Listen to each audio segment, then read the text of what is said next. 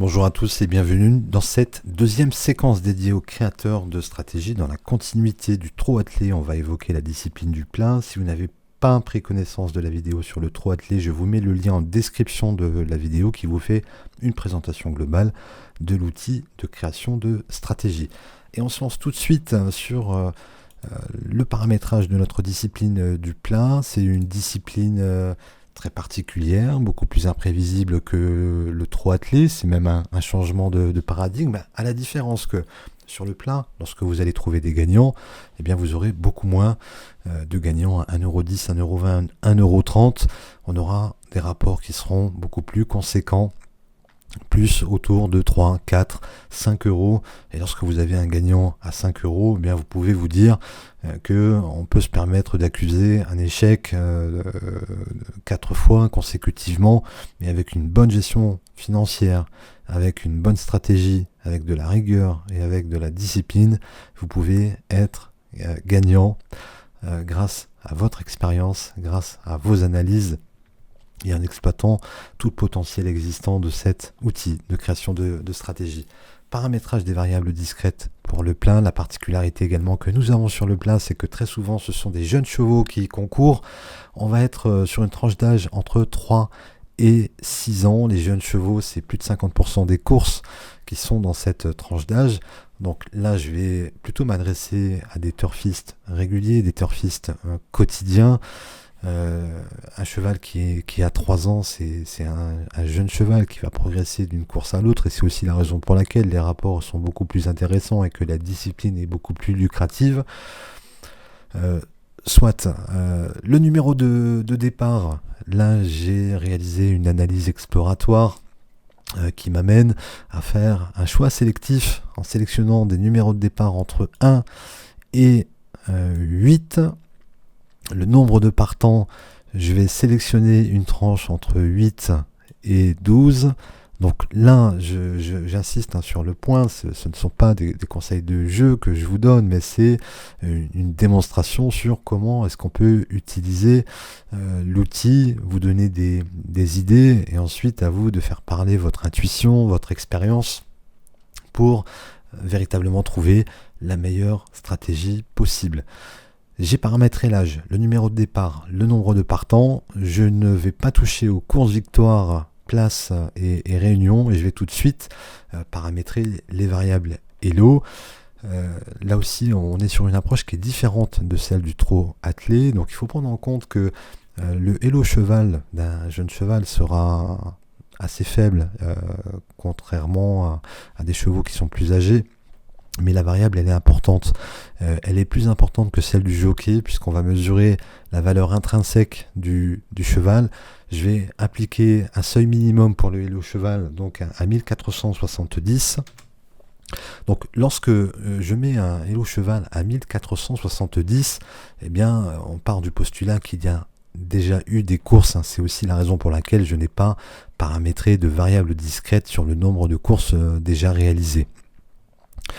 Le jockey, à mon sens, et c'est subjectif certainement, il est moins important que le cheval, et il est moins important que sur la discipline du trot attelé. Donc je vais lui accorder une importance beaucoup plus faible, mais pas minimale quand même. Donc je vais mettre un seuil à 1400. Un point important pour votre information sur le calcul de ce rating Elo, c'est que pour le cheval, le classement Elo, il est mesuré sur l'intégralité des courses. Pour jockey, entraîneur, propriétaire et éleveur, étant donné qu'ils ont un actif de course qui est vraiment conséquent, le classement va être fait exclusivement sur la distance en question. Puisque si on prend toutes les courses qui sont réalisées par le jockey, eh bien, le classement Elo a moins de sens. On pourrait aller beaucoup plus loin dans la démarche en faisant un classement Elo par hippodrome.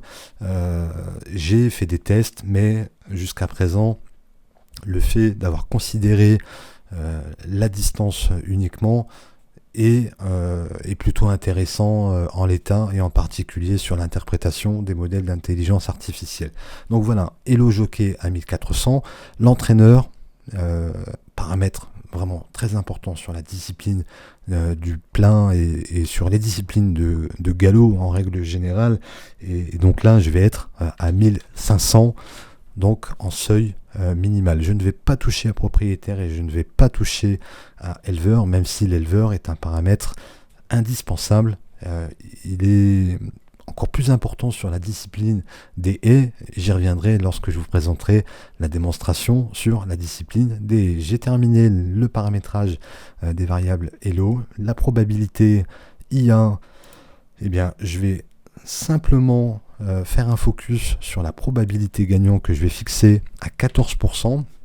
Là aussi, on a une différence notable par rapport au trot attelé, c'est que la probabilité gagnant sur les courses de plein, en lien avec le caractère imprévisible des courses, eh bien, on a souvent des taux de probabilité qui sont plus faibles que celles qu'on peut observer sur le trot attelé. Donc là, il faut réussir à trouver la bonne mesure entre la probabilité gagnant couplet trio pour trouver la bonne combinaison. Donc je garde juste cette probabilité I1, je me fixe la limite de 2 paris par jour avec un seul cheval à miser par course. Et là, j'ai un dernier paramétrage à faire qui est trié par meilleur. Et c'est là que c'est peut-être contre-intuitif, mais je vais demander à ce que la stratégie elle me fasse un tri sur le meilleur Elo éleveur, ce qui va augmenter le taux de réussite et le retour sur investissement qu'on voit à 110% sur la période sélectionnée qui va du 1er au 21 janvier inclus. Donc on voit qu'on a un rapport moyen qui est à 4,36 € en simple gagnant. Le taux de réussite est à 48%, donc on gagne moins de une fois sur deux, mais comme je vous le disais précédemment, c'est que lorsque on va avoir un gain, on peut se permettre d'accuser plusieurs pertes. Donc là on voit en l'occurrence le 11 janvier, dans cette stratégie, on avait Bolzano à 16,60 €, donc là c'était vraiment un jackpot pour cette course. Et on a quand même, on le voit, des codes qui sont assez intéressants. Donc voilà ce que ça donne en taux de réussite sur le simple gagnant. Et puis en simple placé, on est également dans une configuration qui est positive avec 77% de réussite. Ce que je vous recommande, c'est toujours avoir un taux de réussite sur le plein supérieur à 70%.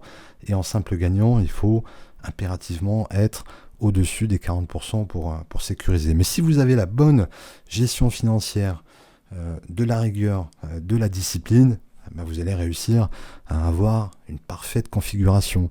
Imaginez, vous avez un ou deux chevals par jour sur le plein, vous appliquez également une stratégie sur le trot et vous appliquez une stratégie sur le haies, bien ça vous fait un panel de 3-4 chevaux à jouer par jour en limitant les risques. Donc il y a quand même du potentiel à exploiter.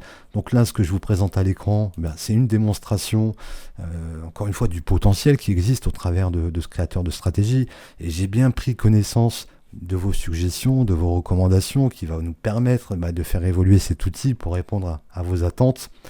Donc prochaine étape, prochaine séquence, ce sera sur les haies, et puis on fera aussi une autre séquence qui concernera l'évolution de cet outil. Merci à tous et je vous dis donc à très bientôt pour la prochaine séquence.